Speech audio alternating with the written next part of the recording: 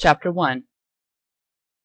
Now it happened in the days of Ahajuris, this is the Ahajuris who reigned from India even to Ethiopia, over 127 provinces, that in those days, when the king Ahajuris sat on the throne of his kingdom, which was in Shushan the palace, in the 3rd year of his reign, he made a feast for all his princes and his servants, the power of Persia and Media, the nobles and princes of the provinces being before him. He displayed the riches of his glorious kingdom and the honor of his excellent majesty many days, even 180 days. When these days were fulfilled, the king made a 7-day feast for all the people who were present in Shushan the palace, both great and small, in the court of the garden of the king's palace. There were hangings of white, green, and blue material, fastened with cords of fine linen and purple, to silver rings and marble pillars. The couches were of gold and silver, on a pavement of red, white, yellow, and black marble. They gave them drinks in golden vessels of various kinds, including royal wine in abundance, according to the bounty of the king. In accordance with the law, the drinking was not compulsory, for so the king had instructed all the officials of his house, that they should do according to every man's pleasure. Also Vashti the queen made a feast for the women in the royal house which belonged to King Ahajuris. On the 7th day, when the heart of the king was merry with wine, he commanded Mehuman, Biztha, Harbona, Bigtha, and Abagtha, Zethar and Carkas, the 7 eunuchs who served in the presence of Ahajuris the king, to bring Vashti the queen before the king with the royal crown, to show the people and the princes her beauty, for she was beautiful. But the queen Vashti refused to come at the king's commandment by the eunuchs. Therefore the king was very angry, and his anger burned in him. Then the king said to the wise men, who knew the times, for it was the king's custom to consult those who knew the law and judgment, and next to him were Karshena, Shethar, Admatha, Tarshish, Meres, Marsena, and Mehuman, the 7 princes of Persia and Media, who saw the king's face, and sat first in the kingdom. What shall we do to the queen Vashti according to law, because she has not done the bidding of the king Ahajuris by the eunuchs? Mehuman answered before the king and the princes, Vashti the queen has not done wrong to just the king, but also to all the princes, and to all the people who are in all the provinces of the king Ahajuris. For this deed of the queen will become known to all women, causing them to show contempt for their husbands, when it is reported, King Ahajuris commanded Vashti the queen to be brought in before him, but she didn't come. Today the princesses of Persia and Media, who have heard of the queen's deed, will tell all the king's princes. This will cause much contempt and wrath. If it please the king, let a royal commandment go from him, and let it be written among the laws of the Persians and the Medes, so that it cannot be altered, that Vashti may never again come before King Ahajuris. And let the king give her royal estate to another who is better than she. When the king's decree, which he shall make, is published throughout all his kingdom, for it is great, all the wives will give their husbands honor, both great and small. This advice pleased the king and the princes, and the king did according to the word of Mehuman. For he sent letters into all the king's provinces, into every province according to its writing, and to every people in their language, that every man should rule his own house, speaking in the language of his own people. Chapter 2. After these things, when the wrath of King Ahajuris was pacified, he remembered Vashti, and what she had done, and what was decreed against her. Then the king's servants who served him said, Let beautiful young virgins be sought for the king.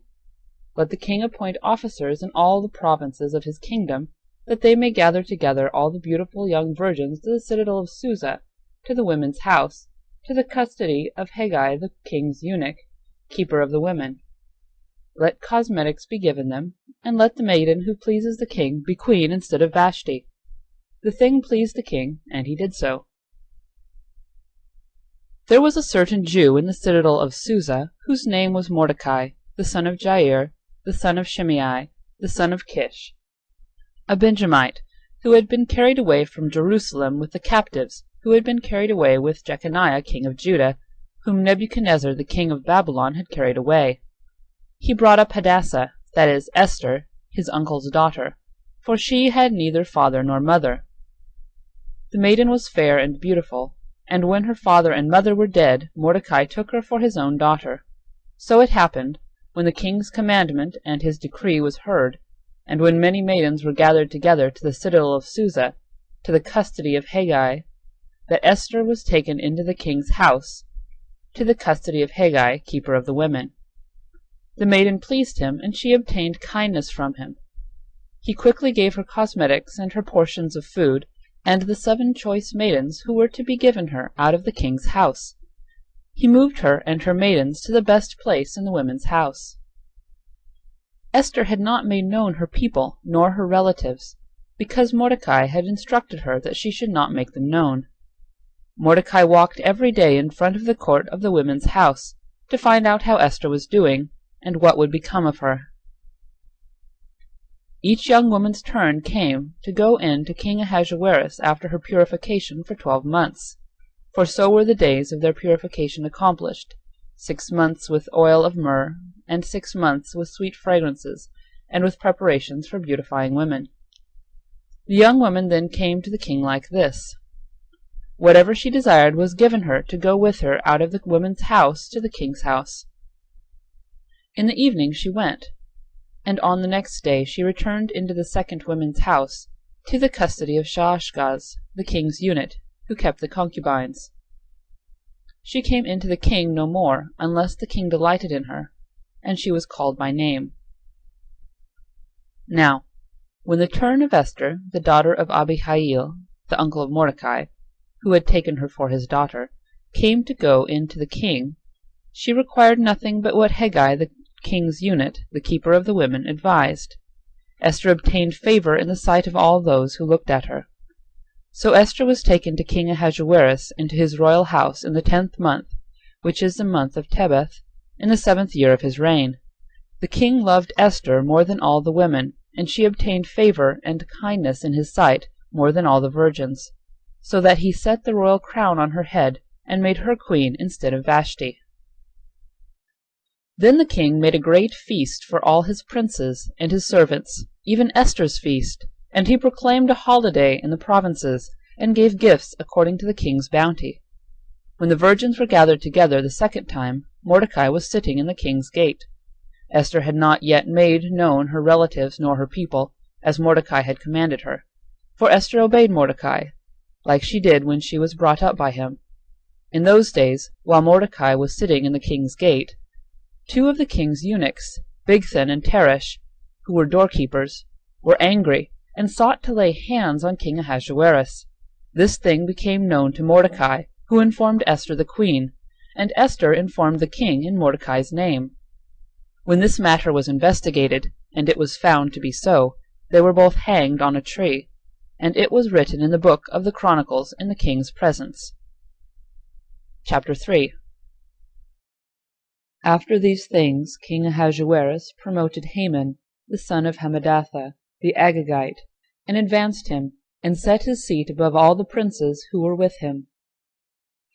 All the king's servants, who were in the king's gate, bowed down and paid homage to Haman, for the king had so commanded concerning him. But Mordecai didn't bow down or pay him homage. The king's servants, who were in the king's gate, said to Mordecai, "Why do you disobey the king's commandment?" Now it came to pass, when they spoke daily to him, and he didn't listen to them, that they told Haman, to see whether Mordecai's reason would stand, for he had told them that he was a Jew. When Haman saw that Mordecai didn't bow down, nor pay him homage, Haman was full of wrath. But he scorned the thought of laying hands on Mordecai alone, for they had made known to him Mordecai's people. Therefore Haman sought to destroy all the Jews who were throughout the whole kingdom of Ahasuerus, even Mordecai's people. In the 1st month, which is the month of Nisan, in the 12th year of King Ahasuerus, they cast pur, that is, the lot, before Haman from day to day, and from month to month, and he chose the 12th month, which is the month of Adar. Haman said to King Ahasuerus, "There is a certain people scattered abroad and dispersed among the peoples in all the provinces of your kingdom, and their laws are different than other people's. They don't keep the king's laws. Therefore, it is not for the king's profit to allow them to remain. If it pleases the king, let it be written that they be destroyed, and I will pay 10,000 talents of silver into the hands of those who are in charge of the king's business, to bring it into the king's treasuries." The king took his ring from his hand and gave it to Haman, the son of Hammedatha, the Agagite, the Jews' enemy. The king said to Haman, "The silver is given to you, the people also, to do with them as it seems good to you." Then the king's scribes were called in the first month, on the 13th day of the month, and all that Haman commanded was written to the king's satraps, and to the governors who were over every province, and to the princes of every people, to every province according to its writing, and to every people in their language. It was written in the name of King Ahajuris, and it was sealed with the king's ring. Letters were sent by couriers into all the king's provinces, to destroy, to kill, and to cause to perish all Jews, both young and old, little children and women, in one day, even on the 13th day of the 12th month, which is the month Adar, and to plunder their possessions. A copy of the letter, that the decree should be given out in every province, was published to all the peoples, that they should be ready against that day. The couriers went forth in haste by the king's commandment, and the decree was given out in the citadel of Susa. The king and Haman sat down to drink, but the city of Shushan was perplexed. Chapter 4. Now when Mordecai found out all that was done, Mordecai tore his clothes, and put on sackcloth with ashes, and went out into the midst of the city, and wailed loudly and bitterly. He came even before the king's gate, for no one is allowed inside the king's gate clothed in sackcloth. In every province, wherever the king's commandment and his decree came, there was great mourning among the Jews, and fasting, and weeping, and wailing, and many lay in sackcloth and ashes. Esther's maidens and her eunuchs came and told her this, and the queen was exceedingly grieved. She sent clothing to Mordecai to replace his sackcloth, but he didn't receive it. Then Esther called for Hathach, one of the king's eunuchs, whom he had appointed to attend her, and commanded him to go to Mordecai, to find out what this was, and why it was. So Hathach went out to Mordecai, to City Square, which was before the king's gate. Mordecai told him of all that had happened to him, and the exact sum of money that Haman had promised to pay to the king's treasuries for the destruction of the Jews. He also gave him a copy of the writing of the decree that was given out in Shushan to destroy them, to show it to Esther and to declare it to her, and to urge her to go in to the king, to make supplication to him, and to make request before him for her people. Hathach came and told Esther the words of Mordecai. Then Esther spoke to Hathach, and gave him a message to Mordecai. All the king's servants and the people of the king's provinces know that whoever, whether man or woman, comes to the king into the inner court without being called, there is one law for him, that he be put to death, except those to whom the king might hold out the golden scepter, that he may live. I have not been called to come in to the king these 30 days. They told Mordecai Esther's words. Then Mordecai asked them to return to Esther. Don't think to yourself that you will escape in the king's house any more than all the Jews. For if you remain silent now, then relief and deliverance will come to the Jews from another place, but you and your father's house will perish. Who knows if you haven't come to the kingdom for such a time as this? Then Esther asked them to answer Mordecai. Go, gather all the Jews who are present in Shushan, and fast for me, and neither eat nor drink 3 days, night or day. I and my maidens will also fast the same way. Then I will go in to the king. which is against the law. And if I perish, I perish." So Mordecai went his way, and did according to all that Esther had commanded him. Chapter 5. Now it happened on the 3rd day that Esther put on her royal clothing, and stood in the inner court of the king's house, next to the king's house. The king sat on his royal throne in the royal house, next to the entrance of the house. When the king saw Esther the Queen standing in the court, she obtained favor in his sight, and the king held out to Esther the golden scepter that was in his hand. So Esther came near and touched the top of the scepter. Then the king asked her, "What would you like, Queen Esther? What is your request? It shall be given you, even to half of the kingdom." Esther said, "If it seems good to the king, let the king and Haman come today to the banquet that I have prepared for him." Then the king said, "Bring Haman quickly, so that it may be done as Esther has said." So the king and Haman came to the banquet that Esther had prepared. The king said to Esther at the banquet of wine, "What is your petition? It shall be granted you. What is your request? Even to half of the kingdom it shall be performed." Then Esther answered and said, "My petition and my request is this: if I have found favor in the sight of the king, and if it please the king to grant my petition and to perform my request, let the king and Haman come to the banquet that I will prepare for them, and I will do tomorrow as the king has said." Then Haman went out that day joyful and glad of heart. But when Haman saw Mordecai in the king's gate, that he didn't stand up nor move for him, he was filled with wrath against Mordecai. Nevertheless, Haman restrained himself and went home. There he sent and called for his friends and Zeresh his wife. Haman recounted to them the glory of his riches, the multitude of his children, all the things in which the king had promoted him, and how he had advanced him above the princes and the servants of the king. Haman also said, "Yes, Esther the Queen let no man come in with the king to the banquet that she had prepared but myself, and tomorrow I am also invited by her together with the king. Yet all this avails me nothing, so long as I see Mordecai the Jew standing at the king's gate." Then Zeresh his wife and all his friends said to him, "Let a gallows be made 50 cubits high, and in the morning speak to the king about hanging Mordecai on it. Then go in merrily with the king to the banquet." This pleased Haman, so he had the gallows made. Chapter 6. On that night the king couldn't sleep. He commanded the book of records of the Chronicles to be brought, and they were read to the king.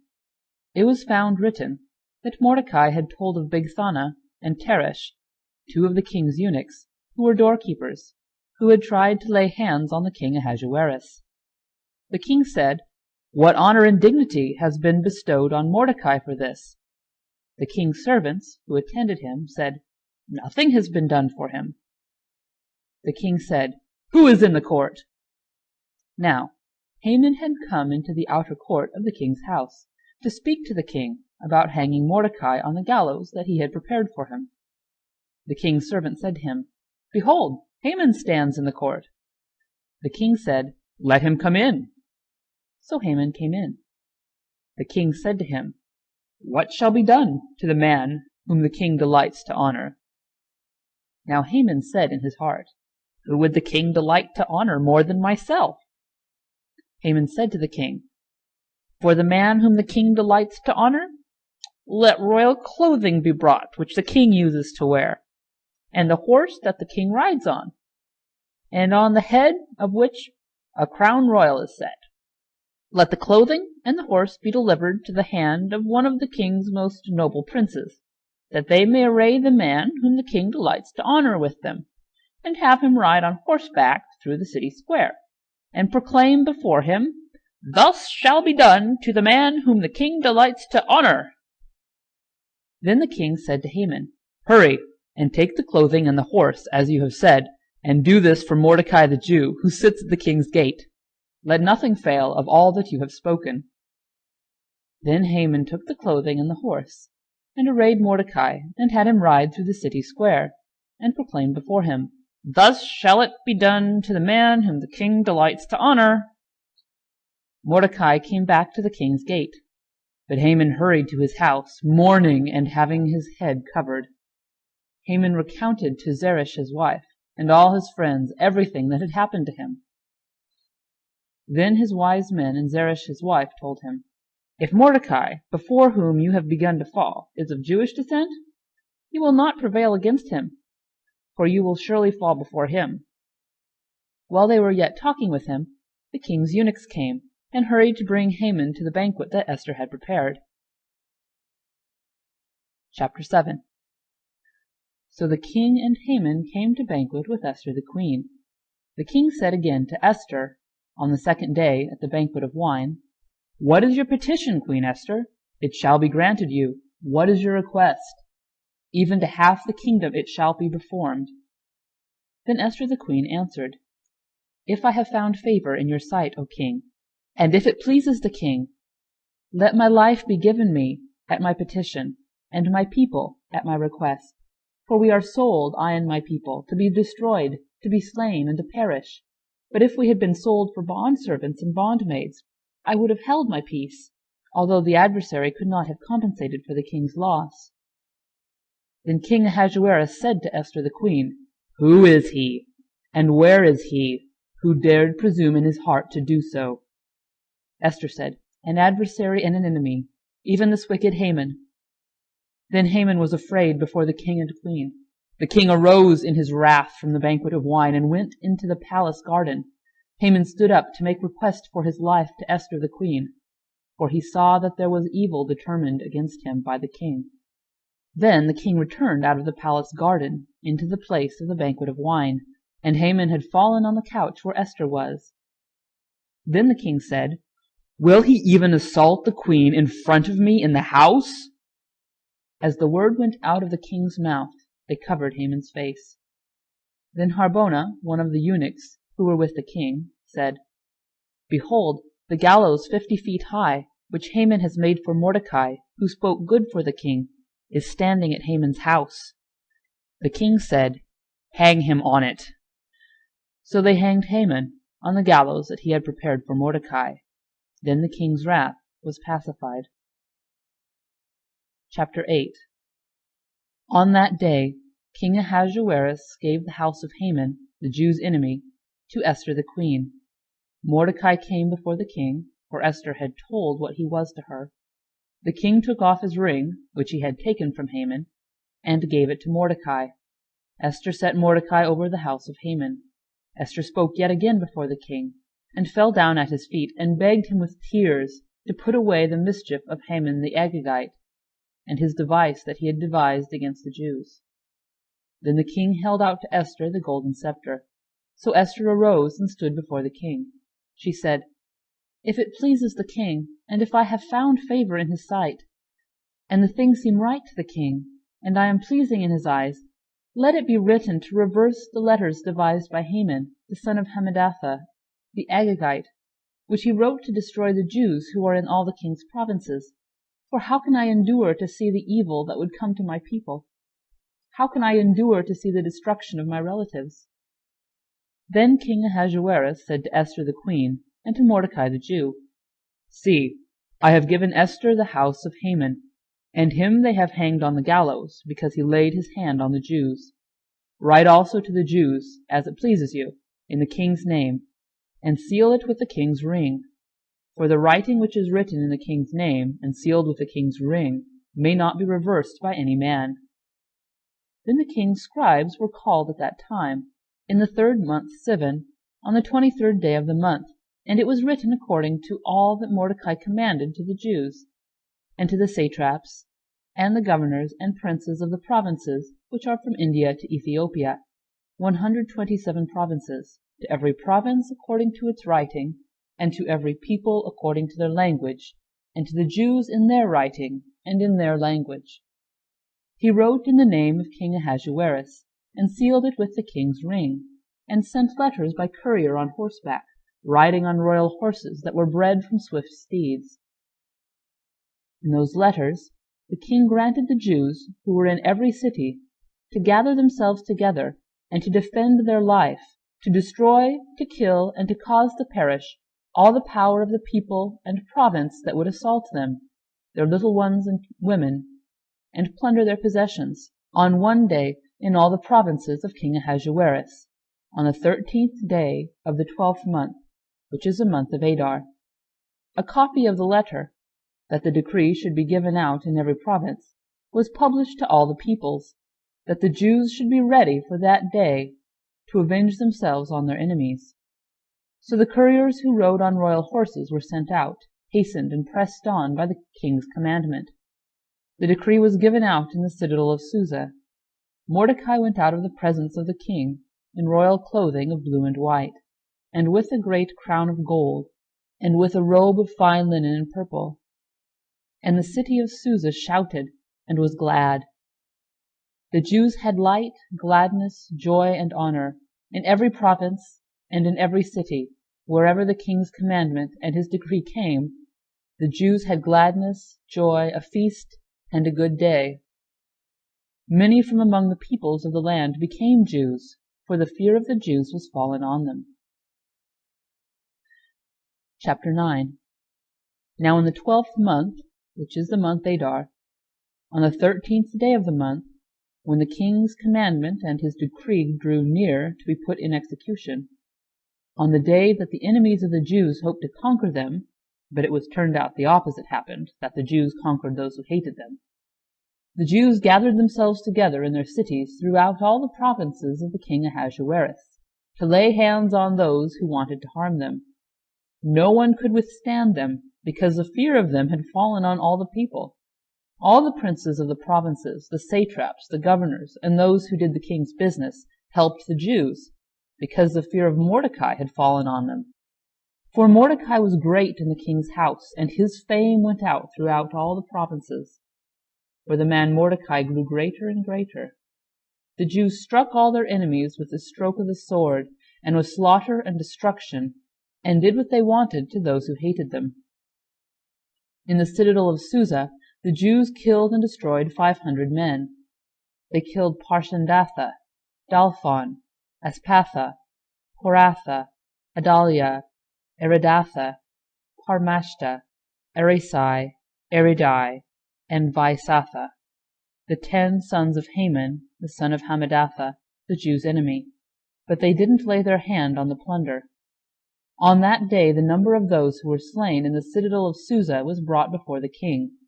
The king said to Esther the Queen, "The Jews have slain and destroyed 500 men in the citadel of Susa, including the 10 sons of Haman.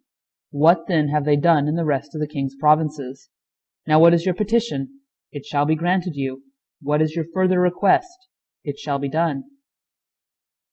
Then Esther said, "If it pleases the king, let it be granted to the Jews who are in Shushan to do tomorrow also according to this day's decree, and let Haman's 10 sons be hanged on the gallows."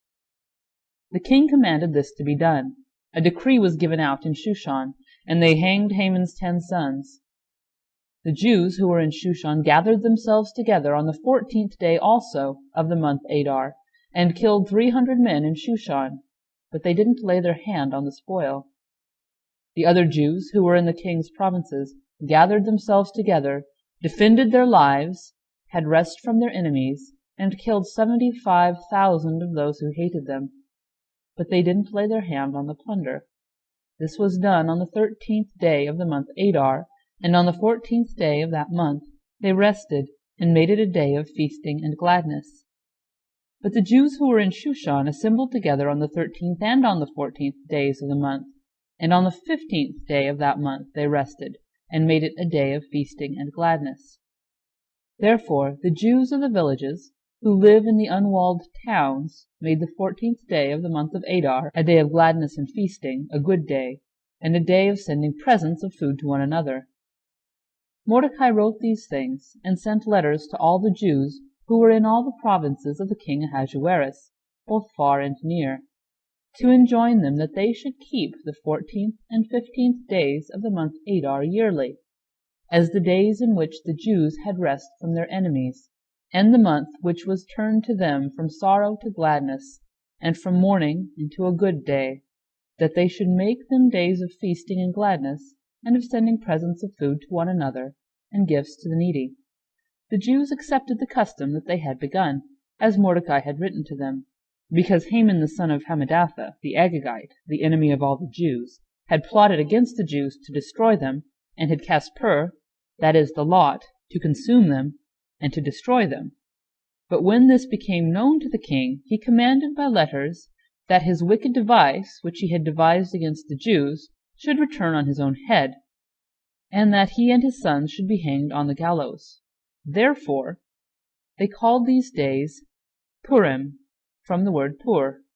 Therefore, because of all the words of this letter, and of that which they had seen concerning this matter, and that which had come to them, the Jews established and imposed on themselves and on their descendants, and on all those who joined themselves to them, so that it should not fail, that they would keep these 2 days according to what was written, and according to its appointed time every year, and that these days should be remembered and kept throughout every generation, every family, every province, and every city, and that these days of Purim should not fail from among the Jews, nor their memory perish from their seed.